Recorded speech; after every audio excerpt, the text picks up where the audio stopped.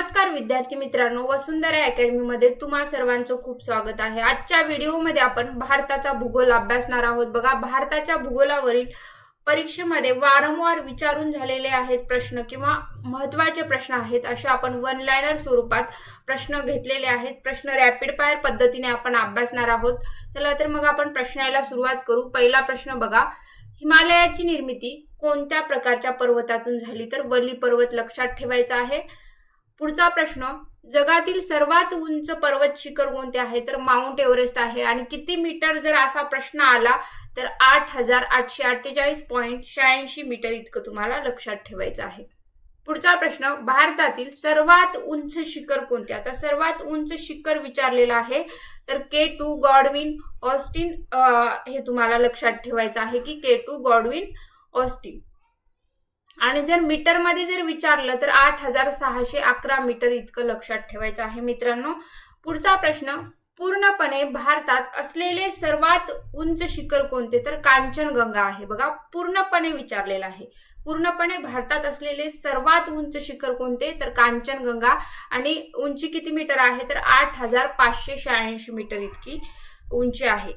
अरवली पर्वतातील सर्वात उंच शिखर कोणते? तर गुरु शिखर आहे। आणि मीटर किती मीटर आहे? तर 1722 मीटर इतकं आपल्याला उंच सांगता येतं। सातपुडा पर्वतरांगेतील सर्वात उंच शिखर कोणते? तर धूपगड आहे। बघा, सातपुडा पर्वतरांगेतील सर्वात उंच शिखर धूपगड आहे। आणि उंची किती मीटर आहे? तर 1350 मीटर इतकी लक्षात ठेवायचं आहे मित्रांनो।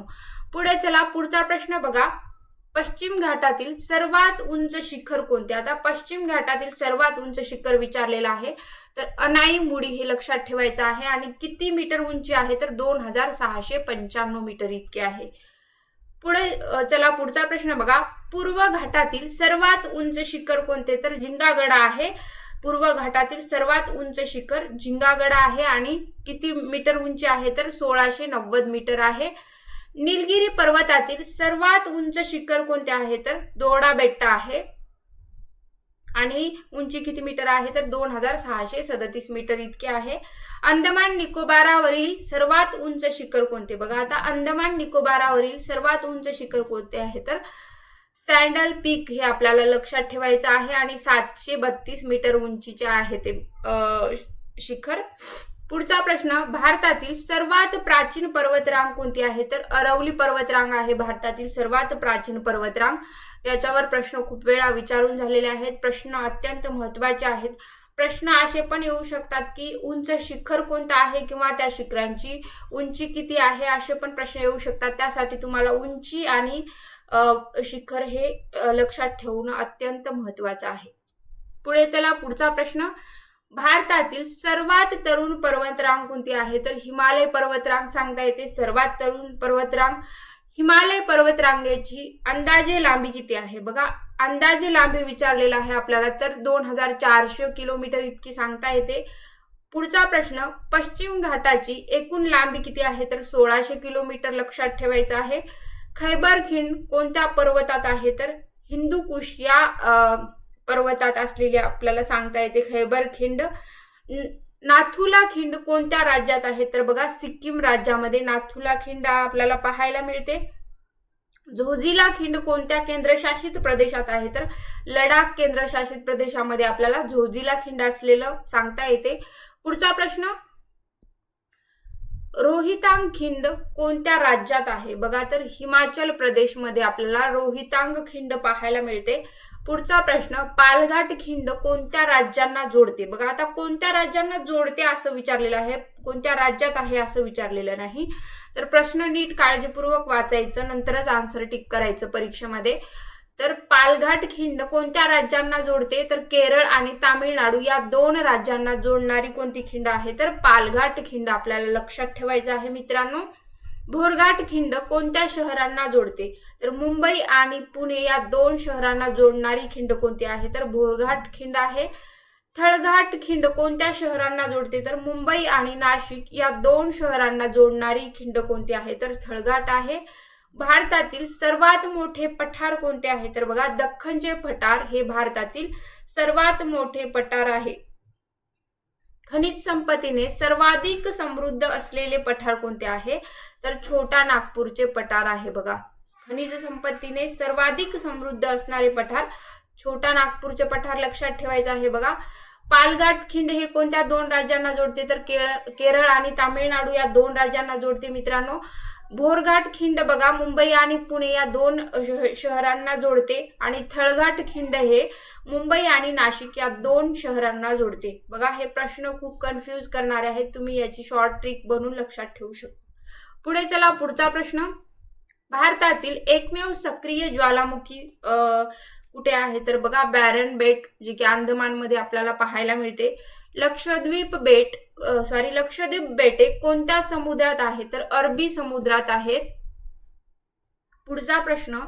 भारतातील एकूण केंद्रशासित प्रदेश किती आहेत? तर 8 आहेत मित्रांनो.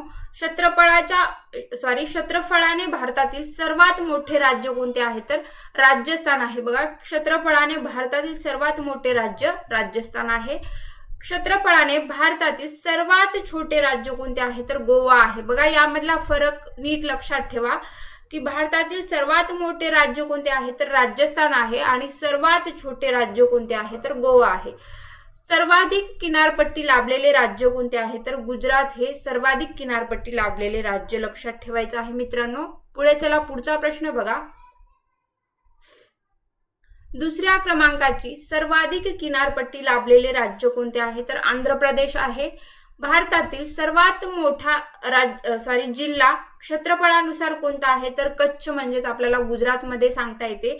भारतातील सर्वात मोठा जिल्हा क्षेत्रफळानुसार विचारलेला आहे आपल्याला, तर कच्छ लक्षात ठेवायचा आहे.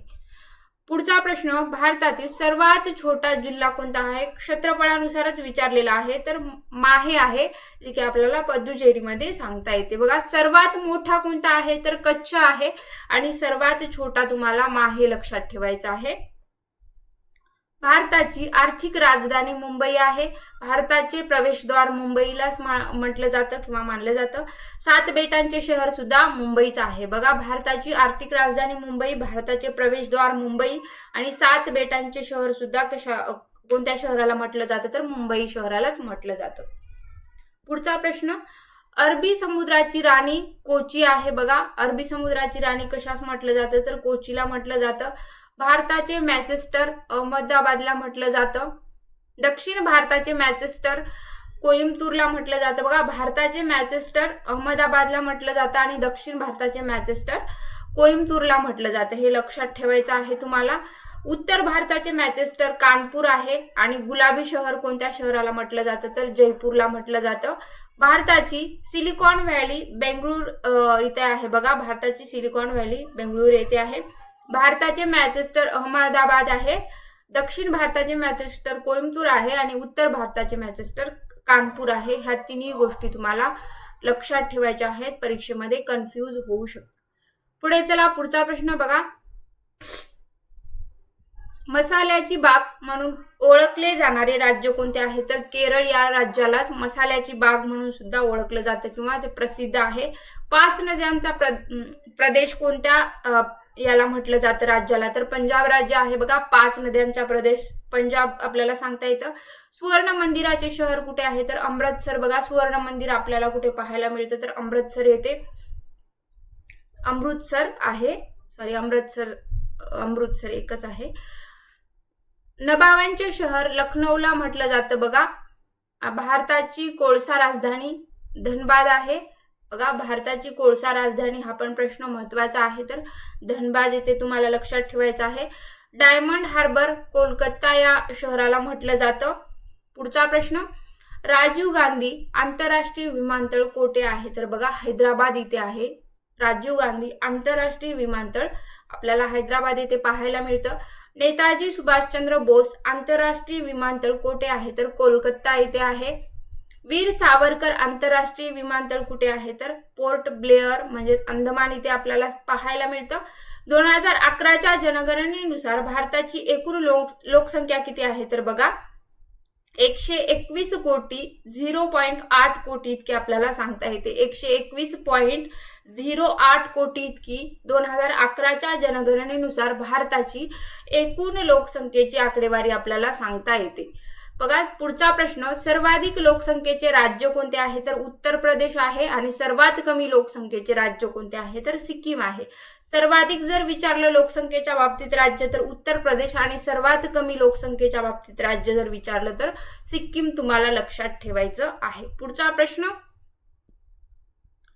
सर्वाधिक लोकसंख्येची घनता असलेले राज्य कोणते आहे तर बिहार आहे. बघा सर्वाधिक लोकसंख्येची घनता असलेले राज्य बिहार आहे.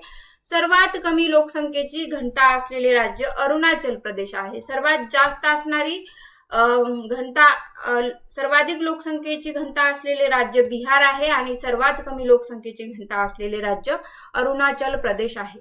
सर्वाधिक साक्षर असलेले राज्य केरळ आहे आणि सर्वात कमी साक्षर असलेले राज्य बिहार आहे. बघा साक्षरच्या बाबतीत प्रश्न येऊन गेलेले आहेत तर सर्वाधिक साक्षर असलेले राज्य केरळ आहे आणि सर्वात कमी साक्षर असलेले राज्य बिहार आहे.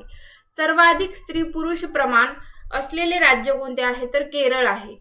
सर्वात कमी स्त्री पुरुष प्रमाण असलेले राज्य आपल्याला हरियाणा पाहायला मिळतं. सर्वाधिक असणारे स्त्री पुरुष प्रमाण केरळ राज्य आहे आणि सर्वात कमी स्त्री पुरुष प्रमाण असलेले राज्य आपल्याला हरियाणा लक्षात ठेवायचं आहे. पुढचा प्रश्न, भारतातील सर्वाधिक नागरीकरण झालेले राज्य कोणते आहे तर गोवा आहे. बघा प्रश्न येऊन गेलेला आहे, प्रश्न महत्वाचा आहे. भारतातील सर्वाधिक नागरीकरण झालेले राज्य कोणते आहे तर गोवा आहे. भारतातील सर्वात मोठी आदिवासी जमात लोकसंख्येनुसार विचारलेला आहे तर भिल्ल आपल्याला सांगता येतं. आणि गारो, खासी आणि जैतिया या आदिवासी जमाती प्रामुख्याने कुठे आढळतात बघा तर मेघालयमध्ये. बघा गारो, खासी आणि जैतिया या आदिवासी जमाती कुठे आढळतात प्रामुख्याने आपल्याला कुठे पाहायला मिळतात तर मेघालयमध्ये पाहायला मिळतात. तोडा ही आदिवासी जमात प्रामुख्याने कोणत्या पर्वतरांगेत आढळते तर निलगिरी पर्वतरांग आपल्याला लक्षात ठेवायचं आहे. पुढचा प्रश्न, सेंटिनेलीज ही अतिमागास जमात कुठे आढळते तर अंदमान बेटे लक्षात ठेवायचं आहे. पुढचा प्रश्न, युरेनियमच्या खाणीसाठी प्रसिद्ध असलेले जादूगुडा कुठे आहे तर झारखंडमध्ये लक्षात ठेवायचं आहे. खनिज तेलाचे सर्वात जुने क्षेत्र कुठे आहे तर आपल्याला दिग्बोई म्हणजे आसाम लक्षात ठेवायचं आहे. पुढचा प्रश्न, भारतातील सर्वात मोठे खनिज तेल क्षेत्र कुठे आहे तर बॉम्बे हाय म्हणजेच महाराष्ट्र आपला. भारतातील पहिली रेल्वे कधी धावली बघा तर 16 एप्रिल 1853. यावर पण खूप वेळा प्रश्न विचारून झालेला आहे की भारतातील पहिली रेल्वे कधी धावली तर 16 एप्रिल 1853 आणि ते कुठून म्हणजे कोणत्या याच्यावर धावलेली आहे तर कोणत्या मार्गावर तर मुंबई ते ठाणे. पुढचा प्रश्न, भारतातील पहिली रेल्वे कोणत्या मार्गावर धावली तर बघा मुंबई ते ठाणे. हे पण महत्वाचा प्रश्न आहे, कधी धावली आणि ते कोणत्या मार्गावर धावली असे दोन्ही प्रकारचे प्रश्न विचारून झालेले आहेत परीक्षेमध्ये. पुढचा प्रश्न, भारतीय रेल्वेचे एकूण झोन किती आहेत तर बघा विभाग आपल्याला लक्षात ठेवायचा आहे तर 19 विभाग आपल्याला सांगता येतात. पुढे चला पुढचा प्रश्न बघा, भारतातील सर्वात लांब रेल्वे मार्ग कोणता आहे तर बघा दिब्रुगड ते कन्याकुमारी सर्वात लांब भारतातील मार्ग सांगता येतो. सर्वात लांब रेल्वे मार्गावर धावणारी एक्सप्रेस आपल्याला विवेक एक्सप्रेस सांगता येते. भारतातील सर्वात जलद रेल्वे गाडी कोणती आहे तर वंदे भारत एक्सप्रेस सांगता येते. सर्वात म्हणजे फास्ट जाणारी वेगवान आपल्याला रेल्वे गाडी वंदे भारत एक्सप्रेस सांगता येते. कोकण रेल्वेची एकूण लांबी किती आहे तर बघा 741 किलोमीटर इतकी आपल्याला सांगता येते कोकण रेल्वेची एकूण लांबी. भारतातील पहिली मेट्रो कुठे सुरू झाली तर बघा कोलकाता आणि ती कधी झाली तर 1984 वर्ष लक्षात ठेवायचं आहे. प्रश्न असा येऊ शकतो की ती कधी झाली. आता इथं असा प्रश्न आहे की भारतातील पहिली मेट्रो सुरू कुठे झाली कोलकाता हे पण लक्षात ठेवायचं आणि ती कधी झाली तर 1984. भारतातील सर्वात लांब राष्ट्रीय महामार्ग कोणता आहे तर बघा श्रीनगर ते कन्याकुमारी. पुढचा प्रश्न, भारतातील सर्वात मोठे नैसर्गिक बंदर कोणते आहे तर मुंबई आपल्याला सांगता येतं. पुढचा प्रश्न, भारतातील सर्वात मोठे कृत्रिम बंदर कोणते आहे तर न्हावा शेवा आपल्याला लक्षात ठेवायचं आहे मित्रांनो. मुक्त व्यापार क्षेत्र असलेले बंदर कोणते आहे तर कांडला आपल्याला गुजरातमध्ये ते पाहायला मिळतं. पुढचा प्रश्न, भारतातील सर्वात खोल बंदर बघा तर विशाखापट्टणम हे लक्षात ठेवायचं आहे. पुढचा प्रश्न, चहाची निर्यात प्रामुख्याने कोणत्या बंदरात होते? तर कोलकाता बंदरात आपल्याला चहाची निर्यात प्रामुख्याने होताना बघायला मिळते. लोह खनिजाची सर्वाधिक निर्यात करणारे बंदर कोणते आहे? तर मार्मा गोवा म्हणजेच गोवा लक्षात ठेवायचा आहे. पुढचा प्रश्न, इंदिरा गांधी आंतरराष्ट्रीय विमानतळ कुठे आहे? बघा, तर नवी दिल्ली येथे आहे. इंदिरा गांधी आंतरराष्ट्रीय विमानतळ विचारलेला आहे, नवी दिल्ली. छत्रपती शिवाजी महाराज आंतरराष्ट्रीय विमानतळ कुठे आहे? तर मुंबईमध्ये आहे. बघा, नवी दिल्लीचं कोणतं आहे? इंदिरा गांधी आहे आणि मुंबईचं छत्रपती शिवाजी महाराज हे लक्षात ठेवायचं आहे आंतरराष्ट्रीय विमानतळ. भारतातील सर्वात लांब राष्ट्रीय महामार्ग कोणता आहे? तर बघा, श्रीनगर ते कन्याकुमारी भारतातील सर्वात लांब राष्ट्रीय महामार्ग आपल्याला सांगता येतो. पुढचा प्रश्न, भारतातील सर्वात छोटे राष्ट्रीय महामार्ग आपल्याला NH 327B आपल्याला लक्षात ठेवायचा आहे मित्रांनो, NH 327B.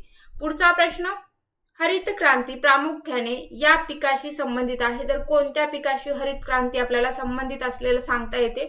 तर गहू आणि तांदूळ या दोन पिकांशी आपल्याला हरित क्रांती प्रामुख्याने संबंधित असणारे पिकं आहेत. भारतातील हरित क्रांतीचे जनक आता विचारलेला आहे, तर डॉक्टर MS स्वामीनाथन हे काय आहेत? तर भारतातील हरित क्रांतीचे जनक आहेत. प्रश्न येऊन गेलेले आहेत बघा, तर लक्षात ठेवायचा आहे, महत्वाचा प्रश्न आहे, IMP आहे की भारतातील हरित क्रांतीचे जनक कोण आहे? तर डॉक्टर MS स्वामीनाथन. श्वेत क्रांती कशाशी संबंधित आहे? तर बघा, दुग्ध उत्पादनाशी श्वेत क्रांती आपल्याला संबंधित असलेलं सांगता येते. पुढचा प्रश्न, भारतातील श्वेत क्रांतीचे जनक. आता श्वेत क्रांतीचे जनक कोण आहेत? तर डॉक्टर वर्गीस कुरियन. बघा, दिसतंय का इथं? डॉक्टर वर्गीस कुरियन आहेत. पुढचा प्रश्न, नील क्रांती कशाशी संबंधित आहे? तर मत्स्य उत्पादनाशी संबंधित असणारी नील क्रांती लक्षात ठेवायचा आहे. पिवळी क्रांती कशाशी संबंधित आहे? तर बघा, तेलबिया उत्पादनाशी संबंधित पिवळी क्रांती आहे. बघा, हरित क्रांती कशाशी संबंधित आहे किंवा कोणत्या पिकाशी आहे? तर गहू व तांदूळ आपल्याला सांगता येतं. श्वेत क्रांती दुग्ध उत्पादनासाठी आपल्याला संबंधित असलेली सांगता येते आणि नील क्रांती मत्स्य उत्पादनासाठी संबंधित आहे आणि पिवळी क्रांती तेलबिया उत्पादनासाठी महत्वाची आहे, संबंधित आहे. त्यामुळे तुम्ही ह्या सगळ्या कोणती क्रांती कशाशी संबंधित आहे शॉर्ट ट्रिकच्या बाबतीत तुम्ही शॉर्ट ट्रिक करून लक्षात ठेवू शकता मित्रांनो. खूप कन्फ्यूज करणारे प्रश्न आहेत.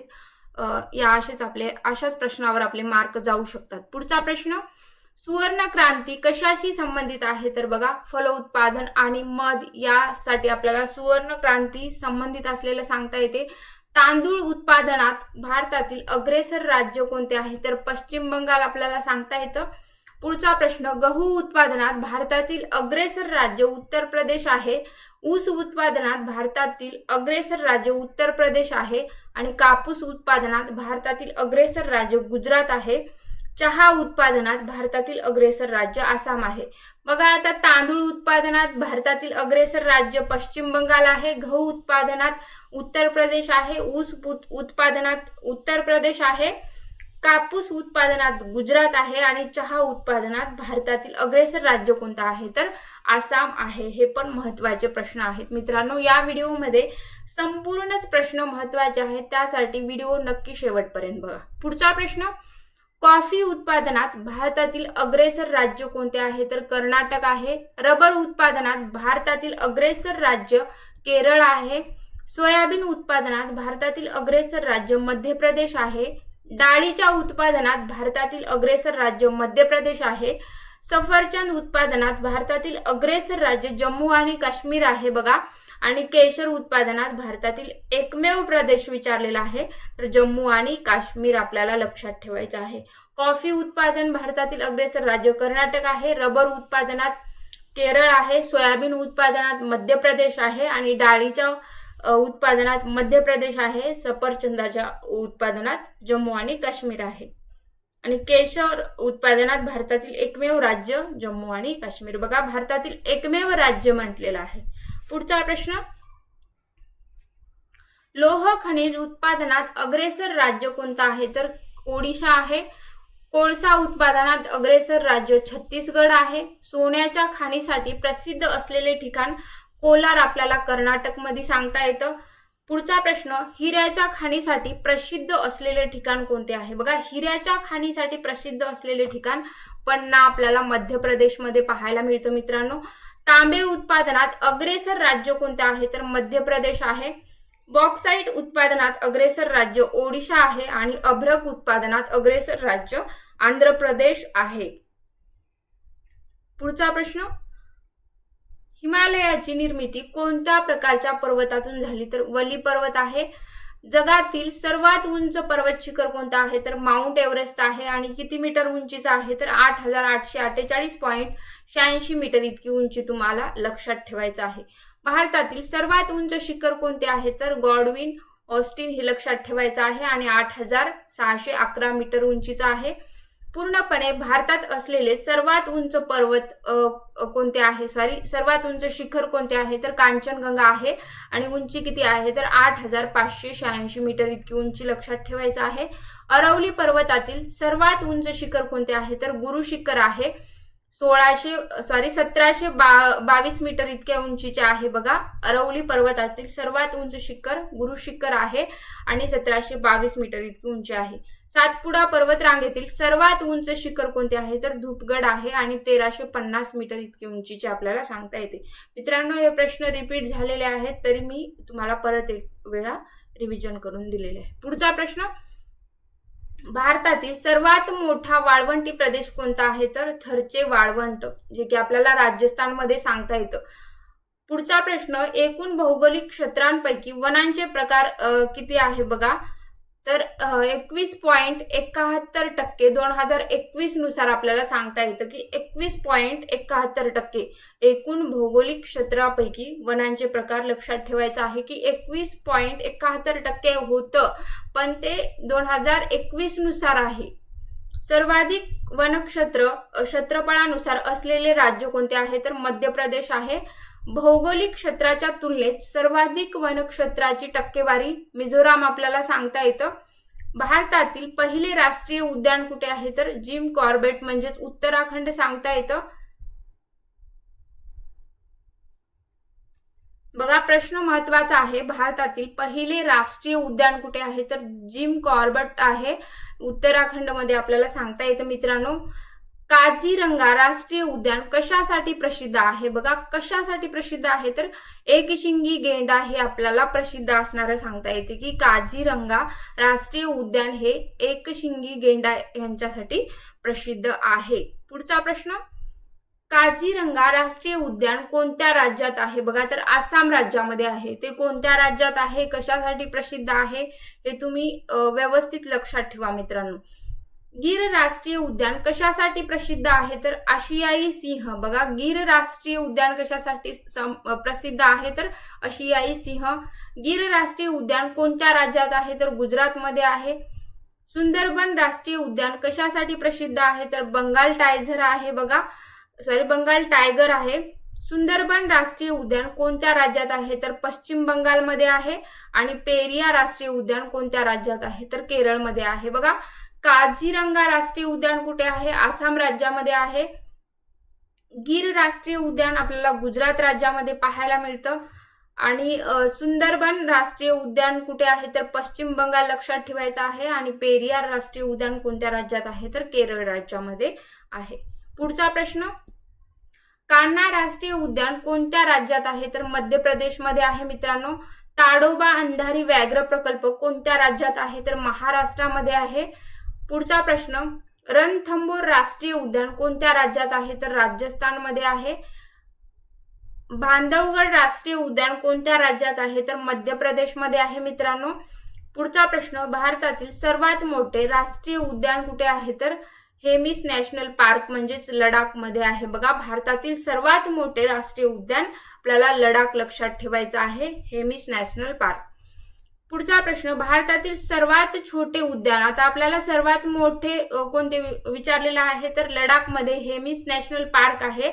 आणि भारतातील सर्वात छोटे राष्ट्रीय उद्यान साऊथ बटन आयलंड लक्षात ठेवायचं आहे, जे की अंदमान निकोबार मध्ये आपल्याला पाहायला मिळतं, साऊथ बटन आयलंड. पुढचा प्रश्न, भारतातील सुपीक आणि सर्वाधिक आढळणारी मृदा कोणती आहे? तर गाळाची मृदा आहे.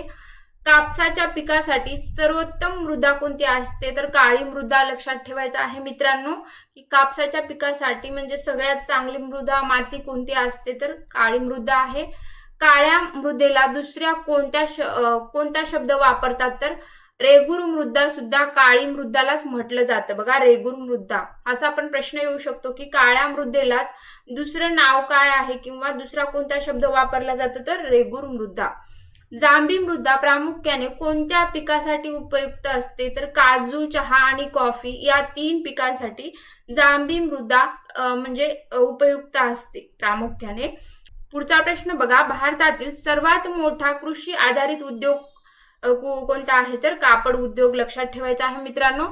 तर आजचे हे प्रश्न मित्रांनो इथेच संपलेले आहेत. वन लाईनर प्रश्न, रॅपिड फायर पद्धतीचे प्रश्न कसे वाटले नक्की कमेंटमध्ये कळवा मित्रांनो. आणि असेच कोणकोणत्या टॉपिकवरील तुम्हाला जर प्रश्न रॅपिड फायर पद्धतीचे वन लाईनर स्वरूपाचे हवे असतील तर तुम्ही कमेंट बॉक्समध्ये बिनधास्त कमेंट करू शकता. त्याप्रमाणे तुम्हाला मी यूट्यूबवर लेक्चर घेईन तुमच्यासाठी. आणि ह्या जर व्हिडिओची तुम्हाला PDF हवी असेल तर व्हिडिओच्या डिस्क्रिप्शन बॉक्समध्ये टेलिग्रामची लिंक दिलेली आहे, तिथून टेलिग्राम जॉईन करा. थँक्यू सो मच मित्रांनो. थांबू इथेच आपण.